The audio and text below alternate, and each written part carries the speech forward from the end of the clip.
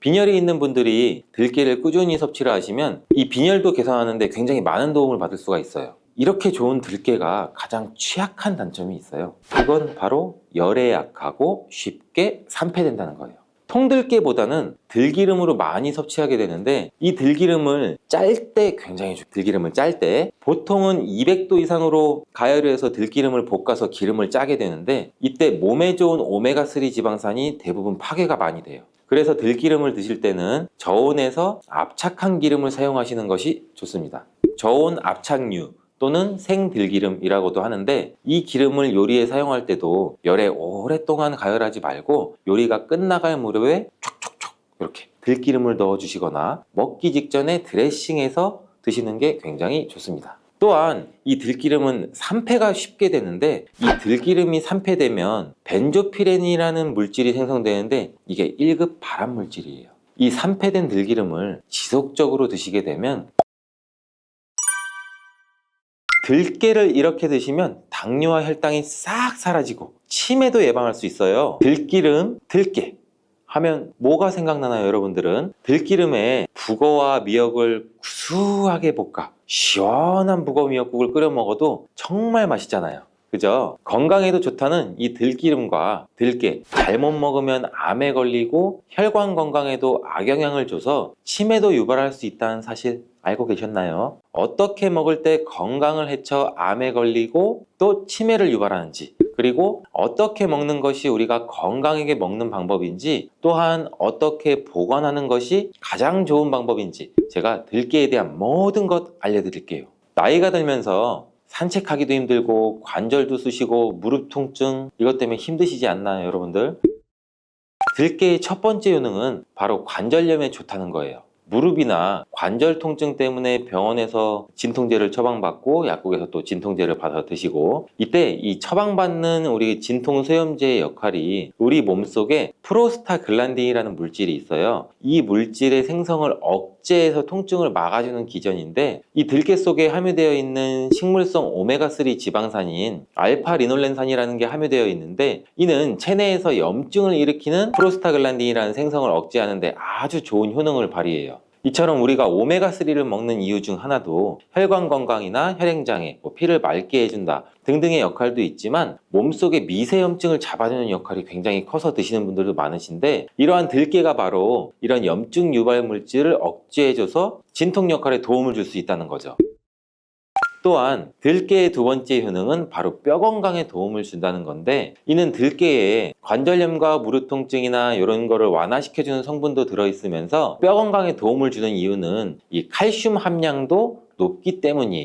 이 들깨 100g에는 약 한 390mg 정도 되는 칼슘이 함유가 되어 있다고 하는데, 뼈 건강에 아주 도움을 줄 수 있는 좋은 식품이기도 해요. 이러한 들깨를 꾸준히 섭취하면 이처럼 칼슘의 흡수도 많아져 골다공증 예방에도 참 좋은데, 중년 이후 노화가 진행될 때 영양 불균형이 생기면서 많이 발생이 하게 되는데, 여성의 경우 폐경 이후에는 골밀도가 많이 감소가 되고 골다공증 발생되는 확률도 높아진다고 해요. 골다공증으로 인해서 노인들의 골반 골절이 일어날 수가 있는데, 이 골반 골절로 인해서 65세 이상이신 분들은 30%가 1년 내에 사망하고, 또 80세 이상인 분들은 50%가 2개월 이내에 사망을 할 수도 있다고, 굉장히 위험하다고 해요. 그럼 노인들에 대한 뼈 관리는 굉장히 중요하겠죠. 이 골다공증 관리에 뼈 건강을 유지하고 골절 위험을 줄이기 위해서도 굉장히 중요해요. 뼈 건강을 위해서 우리 들깨를 꾸준히 섭취하는 게 좋겠죠. 나이가 들면서 깜빡깜빡하는 일도 잦아지고 기억력도 떨어져서 고민되시는 분들 많으시죠? 이제는 걱정하지 마세요.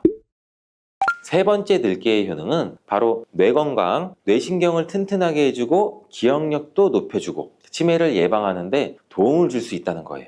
이렇게 좋은 효능이 있는 이유는 잠깐 말씀드린 대로 오메가3가 풍부하게 함유가 되어 있는데, 이 오메가3는 보통 흔히들 알고 계시듯이 등푸른 생선에 많이 함유되어 있다고 알고 계시잖아요. 이것은 동물성 오메가3고, 식물성 오메가3인 이 알파리놀렌산이라는 거는 들깨에 많이 들어있어요. 이 들깨에 함유된 지방산 중에서 이 60% 정도나 차지하는 게 바로 이 알파리놀렌산인데, 이 알파리놀렌산은 뇌신경 보호에 탁월한 효과가 있는데 어떻게 뇌신경을 보호하느냐? 뇌신경에 염증을 일으켜서 망가뜨리는 이 사이토카인이라는 물질이 있는데, 이러한 사이토카인이라는 물질의 분비를 감소를 시키고, 또 알츠하이머 치매 환자의 뇌에서 많이 발견되는 이 비정상적인 단백질이라는 게 있어요. 이게 베타 아밀로이드라고 하는데, 바로 이 알파리놀렌산이 이 베타 아밀로이드를 감소시키기 때문이에요. 참치에도 많이 함유되어 있다는 DHA 많이 들어보셨죠? 이 DHA가 대표적인 뇌기능 강화 물질인데, 이 DHA가 우리의 기억력도 높여주는 데 도움 주고 또 학습 능력 또한 좋게 만들어주는데, 이 DHA는 체내에서 잘 합성이 되지가 않아서 식품으로 섭취를 하는 게 좋아요. 이 들깨에 함유된 알파리놀렌산이 흡수될 때 바로 이 DHA로 전환이 돼요. 그래서 어린이 전용 오메가3 같은 경우에서도 약국에서 많이 보시면 이 EPA보다는 DH 함유량이 높은 영양제도 굉장히 많이 찾아볼 수가 있는데, 이렇듯 들깨가 뇌신경이나 뇌 건강에 좋은 이유가 바로 이것 때문이에요. 네 번째 들깨의 효능은 이 심장을 건강하게 하고 혈관의 노화를 막아주는 데 도움을 준다는 거예요. 이 알파리놀렌산이 체내에 흡수될 때 DHA로 변환된다고 제가 말씀드렸잖아요. 그뿐만 아니라 EPA로도 변환이 되는데, 이 EPA가 어떤 역할을 하냐면 바로 혈소판 응집을 억제해서 혈관에 혈전이 생기는 것도 막아주는 효능도 같이 가지고 있어요. 물론 혈액순환도 도와주겠지만, 그리고 혈관은 튼튼하게 하는 효능과 혈액의 중성지방과 나쁜 콜레스테롤인 LDL을 낮추고 또 좋은 콜레스테롤인 HDL을 높여주는 역할도 같이 해요. 이 미국의 심장협회에서는 허혈성 뇌졸중이나 심장마비로 인한 돌연사, 관상동맥 질환 등의 위험을 감소시키기 위해서 매주 1회에서 2회 이상 오메가3 지방산이 풍부한 등푸른 생선을 섭취하는 것이 도움을 준다고도 발표를 했어요. 근데 이 오메가3 지방산의 함량을 살펴보면 이 100g당 오메가3 지방산의 함량이 연어에는 한 11.5g, 고등어에는 9.9g, 들깨에는 무려 63.1g이나 함유가 되어 있다고 해요. 굉장히 많이 함유되어 있죠. 이렇듯 들깨에는 연어에 비해서 5배 이상 들어있다는 건데, 들깨를 꾸준히 드셔서 혈관도 건강하게, 심장도 튼튼하게 유지하시기 바라겠습니다. 다섯 번째 들깨의 효능은 바로 변비에 좋다는 거예요. 이 들깨의 껍질에는 식이섬유가 굉장히 풍부한데, 들깨 100g에는 약 18g 정도로 풍부한 식이섬유가 함유가 되어 있어요. 이 식이섬유는 우리 장내에서 수분을 흡수하게 되는데, 이 수분을 흡수하게 되면 대변도 무르게 해주고 장 운동도 촉진해서 변비를 예방하는 데 도움을 줘요. 또한 불포화 지방산도 굉장히 풍부한데, 들깨에 함유되어 있는 이 리놀렌산이 대장의 염증도 억제해주고 변비로 인해서 발생할 수 있는 이 대장질환 또한 예방하는 데 도움도 줄 수 있어요. 여섯 번째 들깨의 효능은 바로 이 췌장을 건강하게 하는데 도움을 준다는 거예요. 들깨에는 또 루테올린이란 성분이 풍부하게 들어있는데, 이 성분은 몸 안에서 인슐린에 대한 반응도를 높이는 기여를 해요. 이게 무슨 말이냐면, 우리 췌장에서 인슐린이 분비가 되죠. 인슐린이 조금만 분비하게 돼도 몸 안에서 이 인슐린에 대해서 반응을 잘하면 혈당이 급격히 올라가는 것도 막아주고, 또 췌장에서 인슐린 분비도 멈추는 역할을 하겠죠. 이렇게 췌장의 부담을 많이 덜어줄 수 있다는 거예요. 루테올린을 통한 인슐린 반응도가 높아지면 당뇨도 예방할 수 있고 혈당 조절에도 많은 도움을 받을 수 있어요. 일곱 번째 들깨의 효능은 알레르기성 질환을 예방하는 데 도움을 주는 건데, 들깨에 오메가3 지방산이 많이 함유되어 있다고 했잖아요. 이 오메가3 지방산이 염증을 억제하고 면역력을 강화시키고 이러한 효과가 있어서 알레르기 증상도 예방하고 완화시키는 데 도움도 줄 수 있어요. 그리고 또 비타민 E가 풍부하게 함유가 되어 있는데, 이 비타민 E는 항산화 작용이 뛰어나고 알레르기 반응을 일으키는 물질인 히스타민의 분비를 억제하는 효과도 있어요. 여러분들이 처방받는 항히스타민제 굉장히 유명한 제품들 많잖아요. 약국 가면 이거와 기스탄 비전이라고도 어찌 보면 그렇게 볼 수가 있겠죠. 여덟 번째 들깨의 효능은 빈혈에 좋다는 거예요. 들깨에 약 100g에는 철분이 14mg 정도 함유가 되어 있는데, 이는 시금치의 약 2배에 해당이 돼요. 시금치보다도 이 철분 함량이 높아서 빈혈에 도움을 줄 수도 있고, 그뿐 아니라 이 들깨에 함유된 비타민 B12라는 성분은 이 조혈작용, 즉 피를 만들어주는 작용을 도와주는데, 이 조혈작용이란 그 혈액 속에 혈구를 어떻게 보면 만들어내는 과정을 말하죠. 빈혈이 있는 분들이 들깨를 꾸준히 섭취를 하시면 이 빈혈도 개선하는데 굉장히 많은 도움을 받을 수가 있어요. 이렇게 좋은 들깨가 가장 취약한 단점이 있어요. 그건 바로 열에 약하고 쉽게 산패된다는 거예요. 통들깨보다는 들기름으로 많이 섭취하게 되는데, 이 들기름을 짤 때 굉장히 좋아요. 들기름을 짤 때 보통은 200도 이상으로 가열을 해서 들기름을 볶아서 기름을 짜게 되는데, 이때 몸에 좋은 오메가3 지방산이 대부분 파괴가 많이 돼요. 그래서 들기름을 드실 때는 저온에서 압착한 기름을 사용하시는 것이 좋습니다.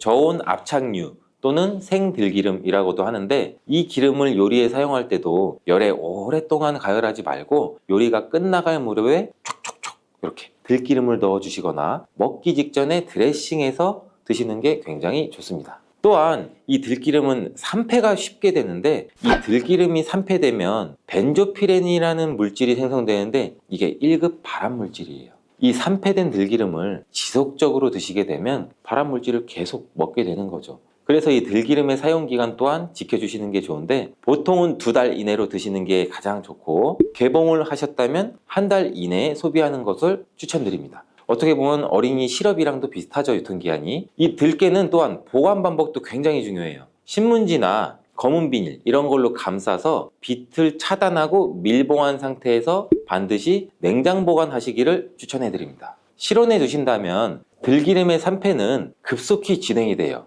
근데 이 들기름을 오래 보관할 수 있는 방법도 있는데, 이것은 참기름과 섞어서 보관하는 거예요. 이 참기름에는 비타민 E와 세사몰이라는 성분이 있는데, 이 성분이 들기름의 산패를 막아줘서 도움을 주죠. 이 세사몰이라는 성분은 참기름을 고온에서 볶거나 기름을 짜는 과정에서 생성되는 물질인데, 이 때문에 다른 기름에 비해 참기름이 산패가 느리고 지속성이 좋은 거예요. 그래서 들기름과 참기름을 7:3, 8:2 정도로 섞어서 보관하시면 조금 더 오래 보관할 수가 있습니다. 근데 들깨를 기름으로 드시게 되면 들깨 껍질을 섭취할 수가 없잖아요. 들깨 껍질에 몸에 좋은 식이섬유와 대표적인 항산화 물질인 이 페놀 성분들을 다 버리게 되는 거예요. 그래서 들깨를 제대로 드시려면 들기름보다도 통들깨 자체로 드시는 게 좋은데, 우리 마트 많이 가잖아요. 마트에 가면은 통들깨보다도 들깨 가루를 굉장히 많이 판매해요. 이 들깨 가루는 산패가 빨리 되기 때문에 통들깨를 구매해서 드시는 것을 추천을 드리고, 이 통들깨를 구매하시면 그 안에 작은 돌이라든지 이물질이 또 많이 들어있겠죠. 그래서 세척도 잘 해주셔야 돼요.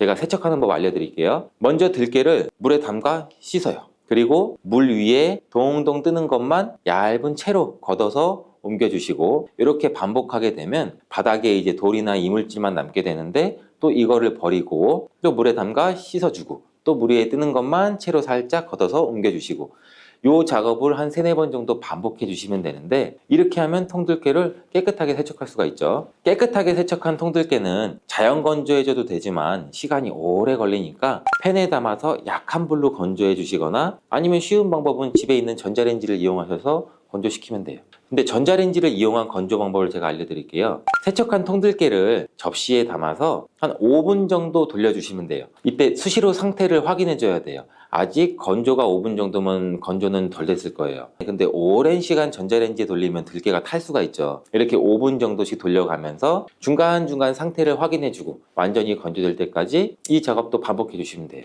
이 완전히 건조된 통들깨는 그냥 스푼으로 떠서 드셔도 되고, 먹을 만큼씩 믹서기에 갈아서 음식에 넣어서 드셔도 되고, 통들깨 자체로도 음식에 넣어 드셔도 되죠. 이렇게 하시면 들깨를 산패되지 않은 채로 신선하고 건강하게 버리는 거 없이 드실 수가 있습니다. 혈관을 깨끗하게 하고 당뇨를 예방하려면 땅콩을 이렇게 드셔야 합니다. 여러분, 땅콩 좋아하시는 분 있으신가요? 저는 땅콩과 건어물 같은 거 안주를 굉장히 좋아하는데, 이런 맛있는 땅콩이 건강에 굉장히 좋은 효능이 많다는 거 혹시 아시나요? 심심풀이 땅콩이라는 말이 있을 정도로 땅콩은 우리에게 굉장히 친숙한 음식이죠. 하지만 땅콩의 그 놀라운 효능을 제대로 아시는 분은 많이 없을 거예요. 땅콩이 얼마나 우리 몸에 좋은 영향을 미치는지, 그리고 그리고 어떻게 섭취하면 더 좋은 효과를 볼 수 있는지 오늘은 땅콩에 대해서 한번 자세히 알아보는 시간을 가질게요. 어렸을 때 키가 작은 친구를 땅콩 같다고 많이 놀렸죠. 이 작은 땅콩 한 알에는 단백질, 지방, 탄수화물, 식이섬유 같은 거는 물론이고 비타민 E, B, 칼륨, 마그네슘, 철분, 폴리페놀, 플라보노이드 이렇게 몸에 좋은 영양소가 굉장히 풍부하게 들어있는데 이렇게 영양이 풍부하고 맛도 고소한 땅콩의 놀라운 효능 7가지를 제가 지금 바로 소개해 드릴게요.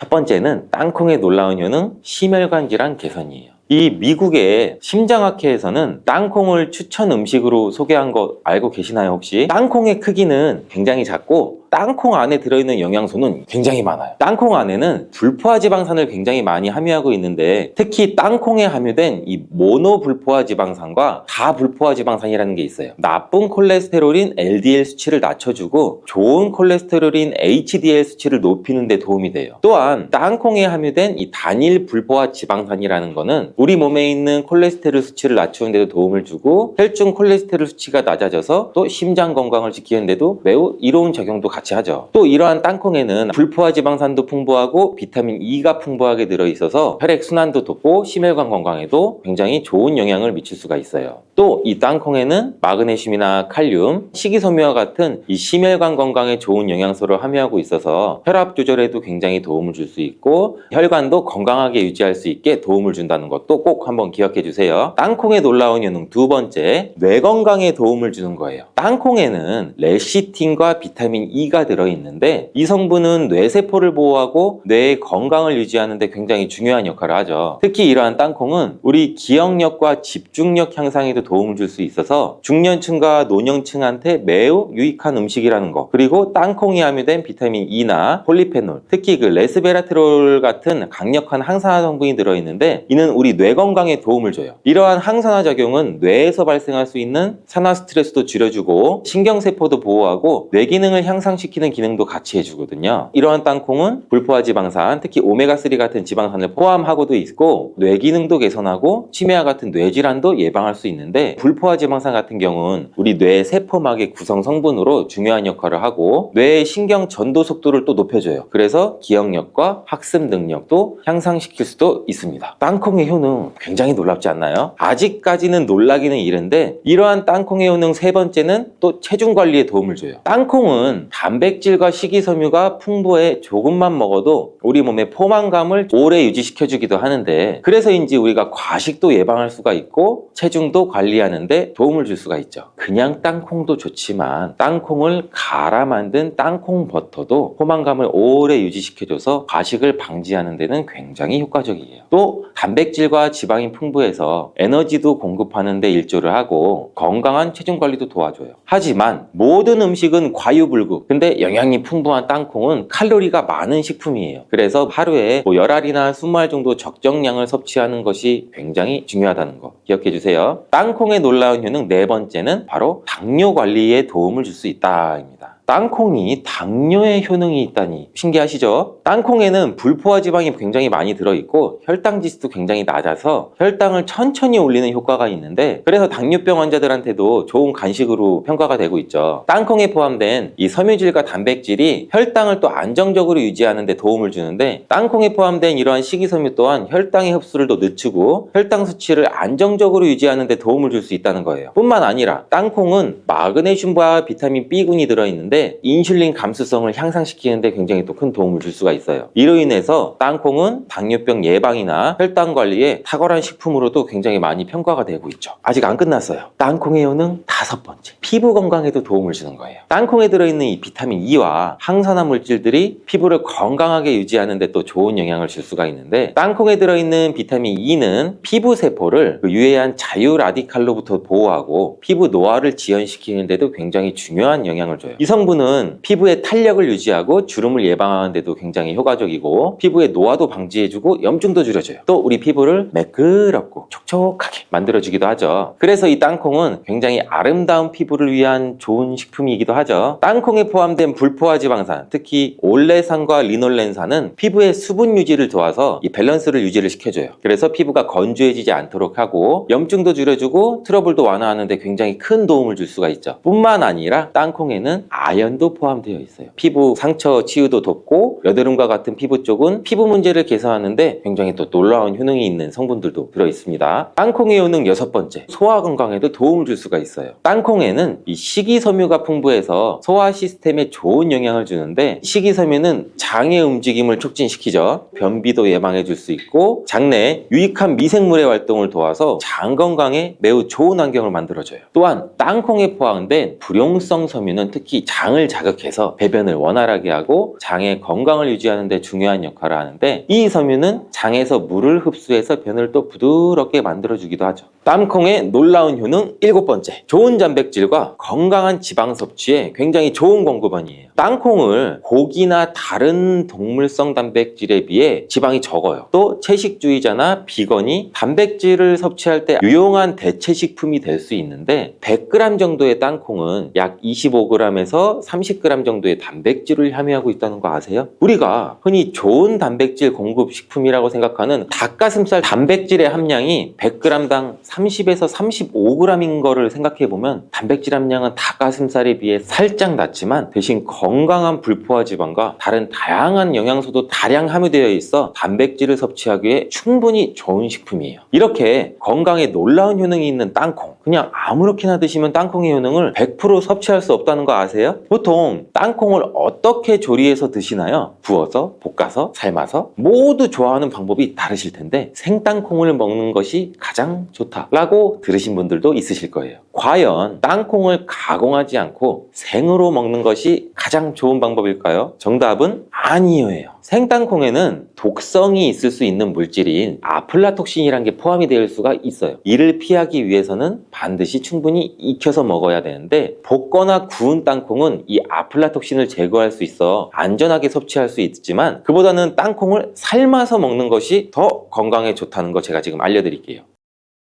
땅콩을 삶았을 때는 더욱 건강에 좋은 이유가 몇 가지가 있는데, 첫 번째는 삶은 땅콩은 볶은 땅콩에 비해서 항산화 성분이 더 많아요. 볶을 때 일부 항산화 성분이 파괴될 수도 있고, 또 땅콩의 껍질에는 이 폴리페놀과 레스베라트롤 같은 이 항산화 성분이 풍부하게 함유되어 있기 때문에 땅콩을 볶은 뒤 버리는 껍질은 이런 몸에 유익한 성분들을 적게 섭취할 수밖에 없겠죠. 또 두 번째는 삶은 땅콩은 과일산이 더 적어요. 그리고 식이섬유도 풍부한데 이로 인해 소화가 용이할 수가 있어요. 세 번째는 삶은 땅콩은 아크릴아마이드라고 하는 발암물질도 덜 생성이 돼요. 아크릴아마이드는 고온에서 볶을 때 발생할 수 있는데 삶는 과정에서는 이 유해물질이 생성되지 않아요. 이제는 건강을 위해서는 땅콩을 삶아 드셔야 된다는 거 아시겠죠? 하지만 땅콩을 섭취하기 번거롭거나 조금 더 쉽게 섭취하고 싶으신 분도 있을 거예요. 이런 분들은 땅콩 버터를 드시면 돼요. 땅콩 버터를 땅콩에 버터를 넣어가지고선 비비는 거 아니야, 뭐 이런 식으로 생각을 했는데 그게 아니고, 땅콩을 계속해서 갈게 되면 크림과 같은 형태로 변하게 돼요. 근데 이게 마치 버터처럼 부드러워서 땅콩 버터라고 부르는 거죠. 땅콩 버터는 땅콩의 영양소를 그대로 담고 있어서 섭취할 때 매우 편리한데, 가공된 땅콩 버터에는 설탕이나 염분이 추가될 수가 있어요. 첨가물이 없는 순수한 땅콩 버터를 선택하는 게 좋겠죠. 땅콩 버터는 샐러드 드레싱에 넣거나 뭐 통밀빵 같은 데 발라 먹으면 더욱 건강하고 맛있게 섭취할 수가 있겠죠. 맛도 좋고 건강에도 좋은 이러한 땅콩, 이렇게 좋은 땅콩도 섭취할 때 주의할 점이 있다는 거 알고 계시죠? 제가 지금 말씀드릴게요.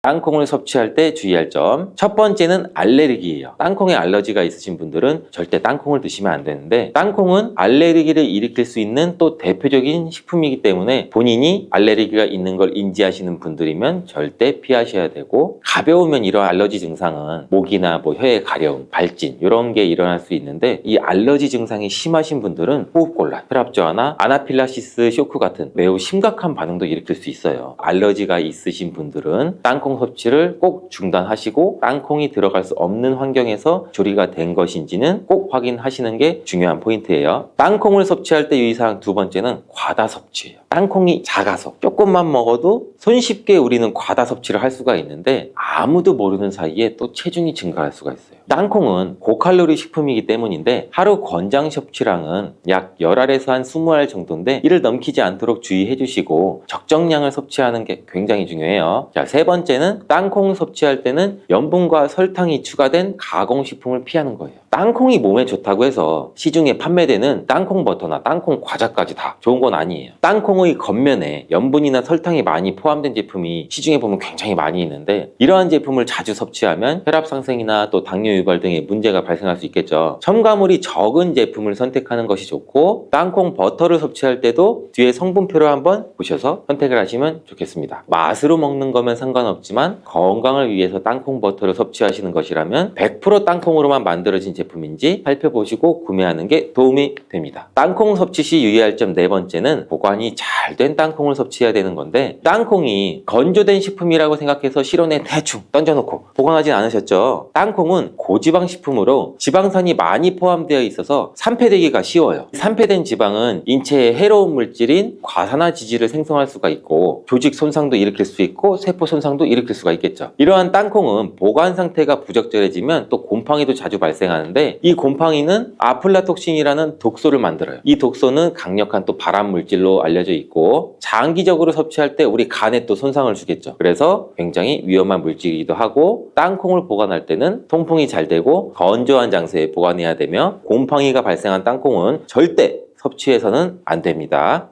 마늘에 열을 가하게 되면 마늘 색이 점점 짙어지면서 결국에는 까맣게 변하는 흑마늘이 되는데요. 그 이유는 마늘 속에 있는 당류와 단백질인 아미노산이 반응을 하여 갈색을 띠는 멜라노이드인 색소가 만들어지기 때문인데요. 이 반응을 마이야르 반응이라고 합니다. 고기를 구우면 빨간색의 고기가 점점 휘어지다가 갈색으로 변하는 반응과 같은 원리인 것이고요. 이렇게 흑마늘을 만들게 되면 생마늘보다 S알리시스테인 성분이 5배가 많아질 뿐만 아니라 새로운 항산화 물질들이 많이 만들어지게 됩니다. 또한 항암 효과가 뛰어난 폴리페놀이 생마늘에 비해서 4배 이상 많아지고 유액 분비를 촉진해 주어 소화도 잘 되게 하는 효능도 있기 때문에 잊지 말고 흑마늘을 만들어서 드셔보시기 바랍니다. 마늘은 요리할 때 많이 사용하는 재료인데요. 마늘을 얇게 썰어서 기름에 튀긴 마늘 튀김은 절대 드시면 안 됩니다. 기름에 마늘을 튀기면 마늘 향도 좋고 마늘의 매운맛은 없어지고 단맛이 좋아져서 남녀노소 좋아하는 식재료가 되기는 하는데요. 뜨거운 기름에 튀긴 마늘은 우리 몸에 좋은 항산화, 항암 물질들이 파괴가 되고 몸에 안 좋은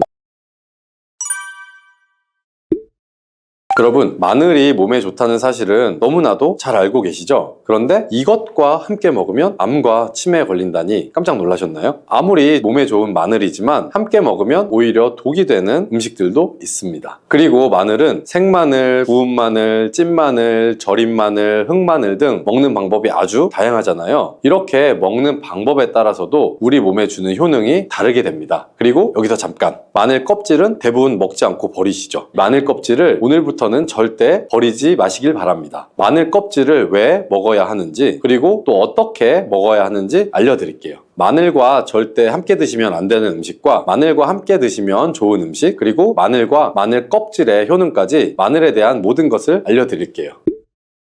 마늘은 우리나라 사람들이 좋아하는 식재료죠. 한국농촌경제연구원이 발표한 자료에 따르면 우리나라 1인당 1년 동안 마늘 소비량이 7kg 정도인데요. 놀라지 마세요. 세계 평균은 0.8kg이랍니다. 우리나라 사람들이 마늘을 많이 먹는다는 거죠. 마늘을 많이 먹는다는 건 그만큼 건강한 식단을 먹고 있을 가능성이 높다는 사실이지만 먹는 방법에 따라서 오히려 독이 될 수도 있습니다. 여기서 마늘과 함께 먹으면 절대 안 되는 음식 첫 번째는 바로 빵입니다. 마늘빵 아시죠? 마늘이 발라져 있어서 달콤 쌉싸름한 마늘 맛도 나고 향긋한 향도 좋아서 즐겨 먹게 되는데요. 마늘이 있어서 몸에도 좋은 빵이라고 착각하고 즐겨 드실 수 있죠. 마늘빵은 많이 드시면 안 됩니다. 왜냐하면 빵의 재료인 밀가루는 탄수화물 탄수화물이 주 성분인데요. 밀가루의 고탄수화물은 소화 과정에서 당으로 분해가 되고 혈당 지수를 급격히 올리게 되며 이때 인슐린의 분비가 과도하게 나오게 됩니다. 이런 현상이 반복되게 되면 체내 인슐린 저항성이 높아지고 췌장을 망가뜨려서 당뇨를 유발할 수가 있는 것이죠. 그리고 이 당은 몸에 흡수되면서 지방으로 변하게 되고 쉽게 살이 찌게 되어 비만을 야기할 수도 있습니다. 또한 밀가루로 빵을 만들면 글루텐이라는 단백질이 생성이 되는데 이 글루텐은 소화불량, 복통, 변비 등의 증상을 유발할 수가 있죠. 이뿐 아니라 글루텐이 몸에 들어오면 장에서 에소루핀이라는 성분이 만들어지는데 이 에소루핀은 중독성이 강해서 밀가루 중독을 일으켜 빵 같은 밀가루를 과다하게 섭취하게 만든다는 것입니다. 마늘이 아무리 좋은 성분으로 항암작용, 항염증 작용을 한다고 해도 마늘빵으로 드신다면 아무 소용이 없게 됩니다. 그럼 마늘은 어떻게 먹어야 마늘의 효능을 극대화할 수 있을까요?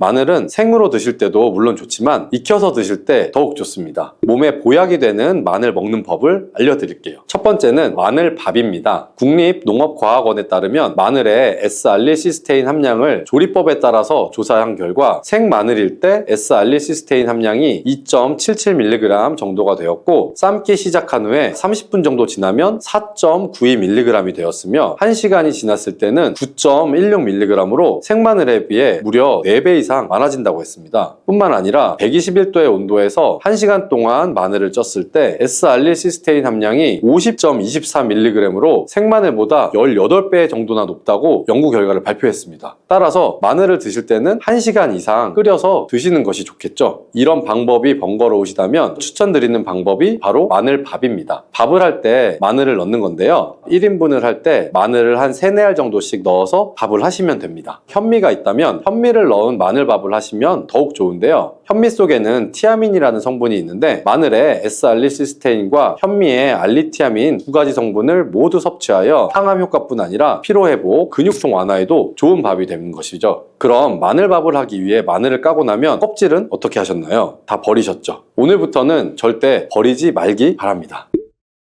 마늘에 효능하면 첫 번째로 생각나는 것이 아마도 항암 효과일 거예요. 그런데 마늘 껍질을 통해서 엄청난 항암 효과를 누릴 수가 있다고 하거든요. 우리나라 연구진에서 연구한 결과 마늘 껍질을 70% 에탄올 용매로 반복적으로 추출해서 만든 마늘 껍질 추출물이 암 예방에 효과가 아주 탁월하다고 발표를 하였습니다. 특히 유방암, 위암, 간암, 대장암, 폐암뿐 아니라 다양한 암세포에 대한 억제 효과가 있다고 했는데요. 그 중에서도 유방암 세포의 증식을 억제하는데 효과가 가장 높았다고 합니다. 마늘 껍질의 두 번째 효능은 바로 심혈관을 튼튼하게 한다는 것입니다. 마늘 껍질은 마늘 알맹이보다 식이섬유가 4배, 폴리페놀이 7배나 많게 함유되어 있는데요. 이 식이섬유는 혈관 내 나쁜 콜레스테롤을 흡착시켜서 몸 밖으로 배출하는 데 도움을 주죠. 항산화 성분인 폴리페놀이 콜레스테롤이 산화되는 것을 막아서 나쁜 콜레스테롤이 만들어지는 것을 방지하는 데 효능이 있는 아주 중요한 성분입니다. 마늘 껍질에 함유된 알리신 성분은 혈중 지지를 낮춰 콜레스테롤과 중성지방을 낮추는 데 효과적인 성분이 되고요. 이를 통해 동맥경화를 방지하는 데 도움을 주어서 심혈관 질환을 예방하는 데 좋은 성분이 되는 것입니다. 또 마늘 껍질을 말려서 분말로 만들어 음식에 넣어 드시면 비만을 막아주는 효과를 볼 수가 있는데요. 식이섬유가 풍부해서 지방의 흡수를 막고 나쁜 지방을 배출하는 데에도 탁월한 효능이 있습니다. 뿐만 아니라 체내 지방 대사를 촉진하기 때문에 지방 분해가 빠르게 일어나 체지방을 제거하는 데도 아주 효과가 좋습니다. 그리고 마늘 껍질을 분말로 드시는 방법 말고 차로도 드시는 방법이 있는데요. 마늘 차를 우리는 방법을 알려드릴게요. 마늘 껍질을 깨끗하게 씻어서 말린 다음에 기름을 두르지 않은 팬에 마늘 껍질을 넣고 볶아주어 수분을 없애줍니다. 이렇게 하는 이유는 수분을 없애기 위한 것도 있지만 마늘 껍질에 열을 가하게 되면 항산화 성분인 폴리페놀과 플라보노이드 성분이 증가하기 때문이에요. 이렇게 수분을 없앤 마늘 껍질을 냉동실에 보관하셨다가 드실 때 끓는 물에다가 소주를 반컵 정도 넣고 물 1리터, 마늘 껍질을 약 15g 정도를 넣고 끓여주시면 됩니다. 이렇게 끓인 마늘 껍질차를 따뜻하게 드셔도 되고 냉장고에 넣어서 시원하게 드셔도 괜찮습니다. 마늘이 몸에 좋다고 해서 꿀에 마늘을 재워 드시는 분들 계시죠? 물론 꿀마늘이 몸에 좋은 분들도 있지만 꿀과 마늘은 함께 먹으면 안 되는 음식입니다. 식품 비방이라는 문헌에 보면 꿀과 마늘은 함께 먹으면 안 된다라고 적혀 있는데요. 그 이유는 꿀과 꿀과 마늘이 둘 다 열을 내는 뜨거운 음식이기 때문이에요. 꿀과 마늘을 함께 먹게 되면 체질이 맞지 않는 경우에는 부작용이 크게 나타날 수가 있습니다. 이 체질이 맞지 않는 분들이 이 꿀마늘을 드시게 되면 눈의 충혈도 잦아지고 노화가 빨라질 수가 있는 거고요. 돋보기를 빨리 쓰게 될 수 있다는 것이죠. 또한 두통이 생기며 피부에도 트러블이 생기는 부작용도 있으니 꼭 기억하시는 것이 좋습니다. 또한 당 섭취에 주의하셔야 하는 당뇨, 고지혈증을 갖고 계신 분들이나 암 환자분들도 절대로 꿀마늘을 드시면 안 됩니다. 그렇다면 마늘은 또 어떻게 먹으면 좋을까요?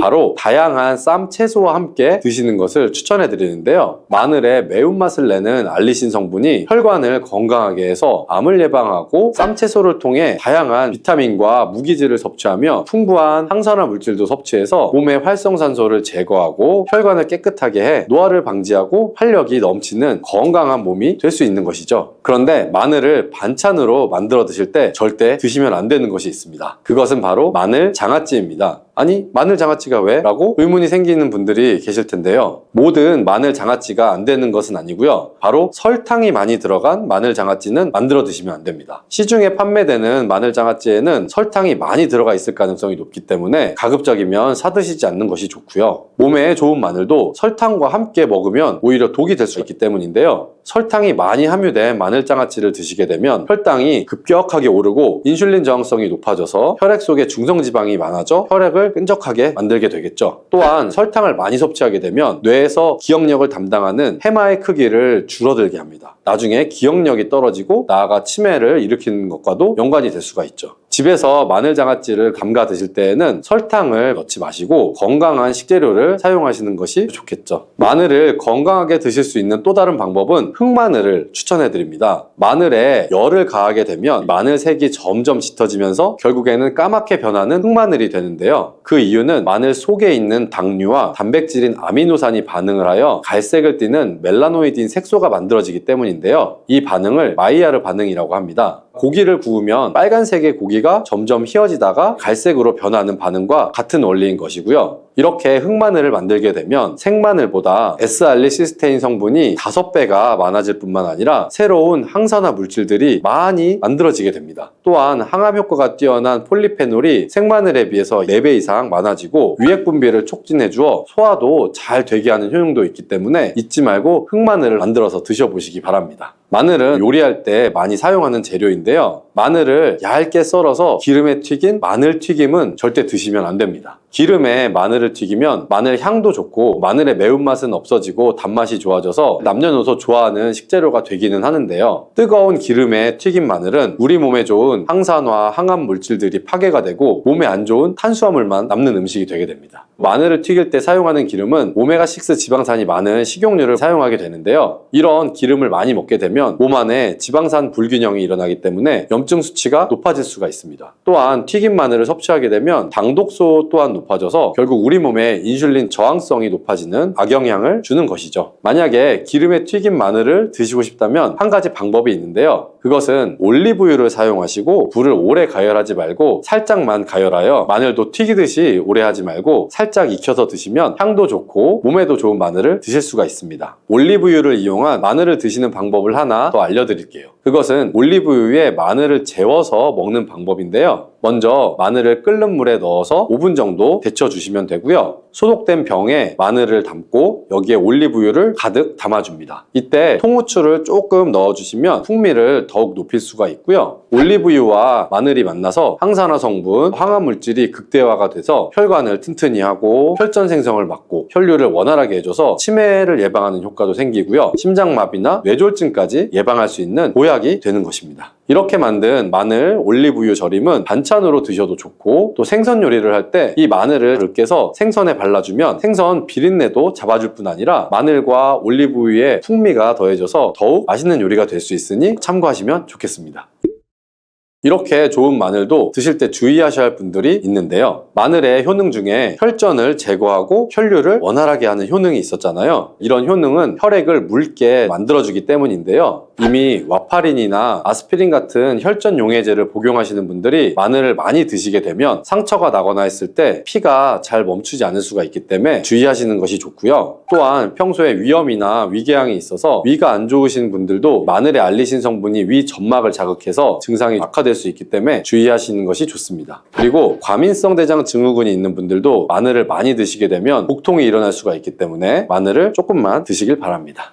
대추와 함께 드시면 좋은 음식은 바로 계피입니다. 계피는 향신료로도 많이 사용되고 한약재로도 사용되는 다양한 쓰임새가 있죠. 계피에는 폴리페놀이 풍부해서 혈당을 낮추는 데도 효과가 있고 혈액순환을 원활하게 해줘서 체온을 상승시켜 주는 데에도 도움을 줍니다. 특히 이 손발로 가는 말초혈관을 확장시켜서 손발을 따뜻하게 해주고 피부의 혈관도 확장해주어 몸이 으슬으슬 추울 때 이런 증상을 완화시켜 주게 되죠. 또한 계피는 소화를 돕고 가스를 제거하는 데도 효과적이며 염증을 억제하고 세균이나 바이러스를 제거하는 데에도 효과가 좋은 것으로 알려져 있습니다. 항산화 작용이 뛰어나서 활성산소를 제거하고 면역세포의 생산을 촉진하여 면역체계를 강화하는 데 도움을 줍니다. 특별히 여성에게 좋은 점도 있는데요. 옛말에 대추 3알이면 죽어가던 사람도 살릴 수 있다는 말이 있습니다. 그만큼 대추에 많은 약효가 있다는 것을 오래전부터 알고 있었다는 건데요. 오늘 영상을 통해서 대추의 효능과 그 효능을 극대화시킬 수 있는 궁합이 딱 맞는 8가지 음식, 그리고 대추를 먹을 때 주의하셔야 할 분들도 알려드릴게요.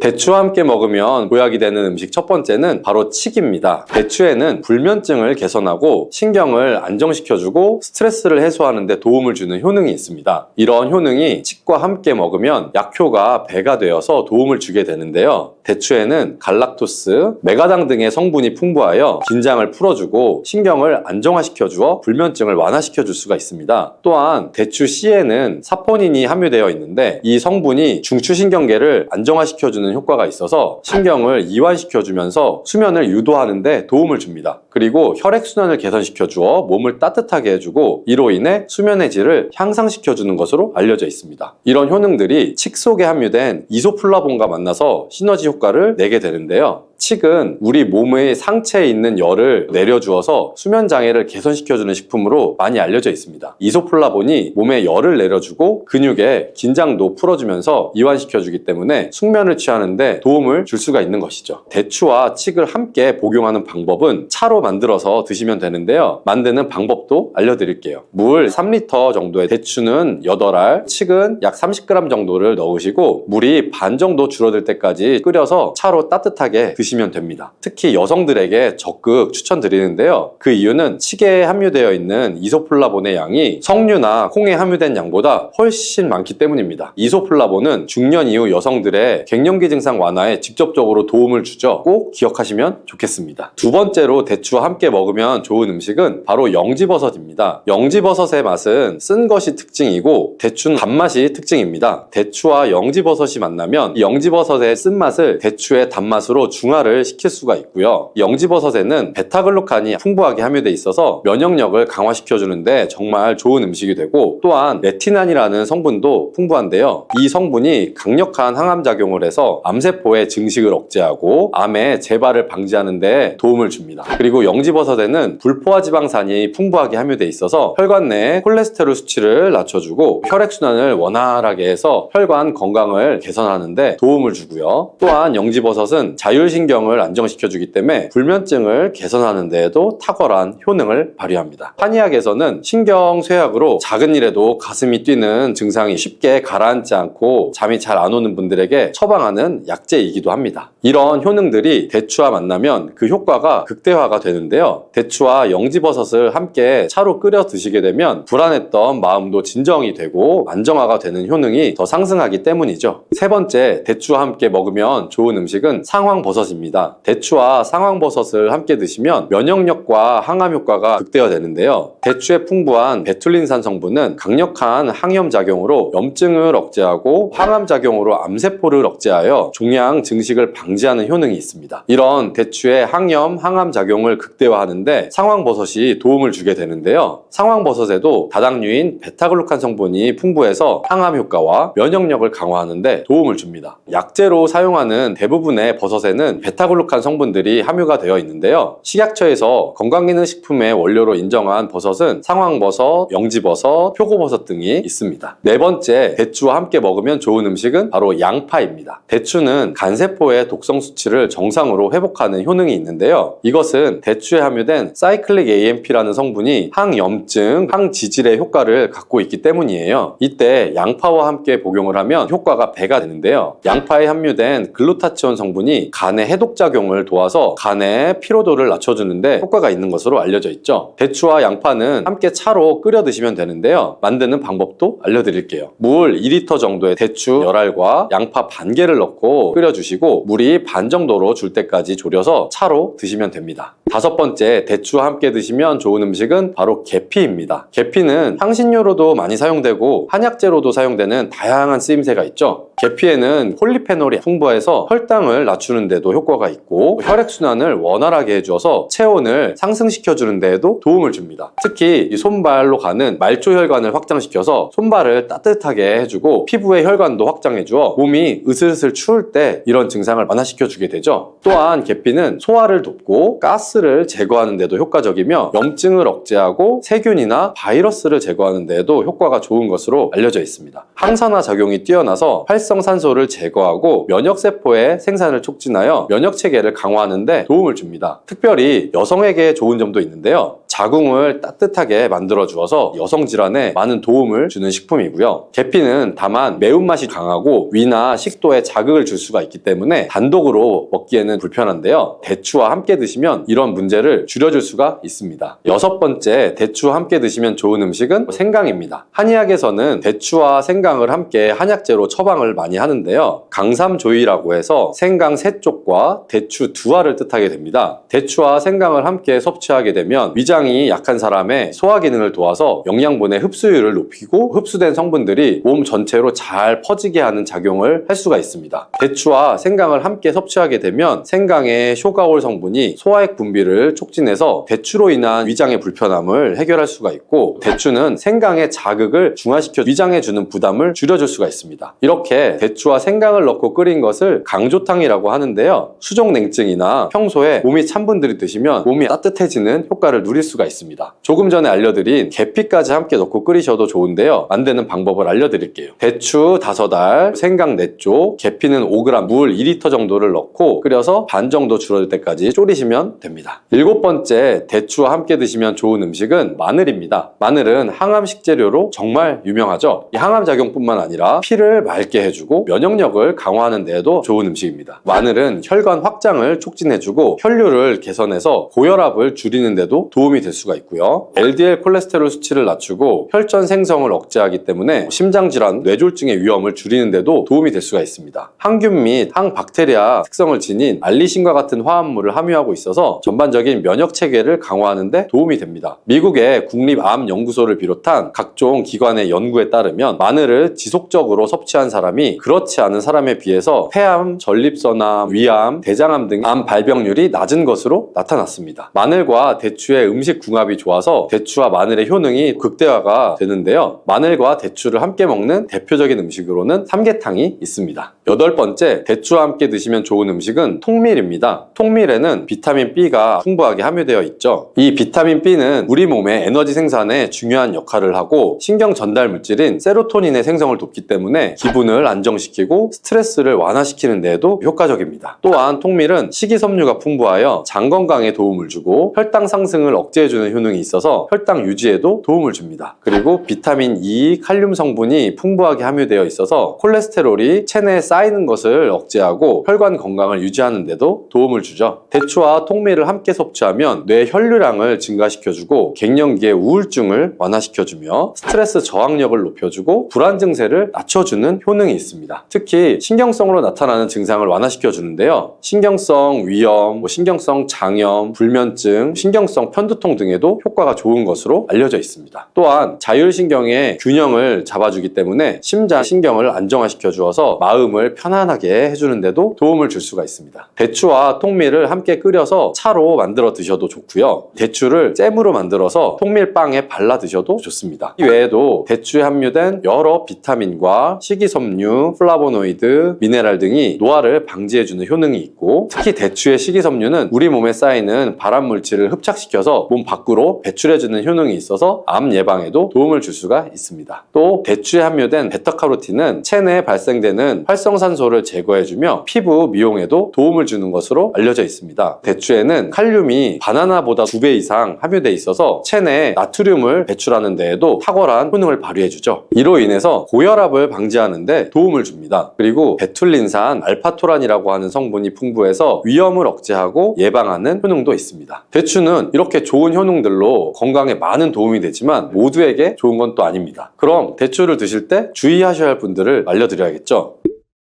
첫 번째는 바로 당뇨가 있는 분들인데요. 대추의 GI 지수가 40에서 60 정도로 높은 편에 속합니다. 당도가 사과보다도 5배 정도 높다고 보시면 되는데요. 당뇨가 있는 분들이 대추를 드시게 되면 혈당이 올라갈 수 있겠죠. 주의가 필요하고요. 다만 생강과 계피를 함께 드시면 혈당을 조절하는 데 도움이 되니까 꼭 기억하셔서 당뇨가 있는 분들이라면 대추를 드실 때 조금 안전하게 드시면 좋겠습니다. 두 번째는 몸에 열이 많고 땀이 많이 나는 체질을 갖고 있는 분들인데요. 이런 분들은 대추가 몸에 맞지 않는 분들입니다. 대추가 좋다고 해서 많이 드시게 되면 오히려 몸이 늘어지고 또 열도 나며 복통이나 설사를 일으킬 수가 있습니다. 세 번째는 소화력이 약한 분들인데요. 이런 분들이 대추를 많이 드시게 되면 속이 부글거리면서 구토나 설사를 일으킬 수가 있고요. 소화가 잘 안 되는 분들은 대추를 드실 때 생강과 함께 드시면 증상을 완화시킬 수가 있으니 기억하시기 바랍니다. 네 번째는 대추 알레르기가 있는 분들입니다. 이런 분들은 대추를 드시게 되면 호흡곤란이나 입주위가 붓는 현상, 심하면 기도가 폐쇄되는 현상이 일어날 수가 있습니다. 이런 증상이 나타나는 이유는 대추에 함유되어 있는 특정 단백질이 원인이 되어서 알레르기 반응을 일으키게 되는 것입니다. 이런 분들은 다른 과일에도 알레르기 반응이 있는 경우가 있기 때문에 평소에 특정 과일에 알레르기 반응이 있는 분들은 대추를 드실 때 꼭 한번 체크해 보시고 드시면 좋겠습니다.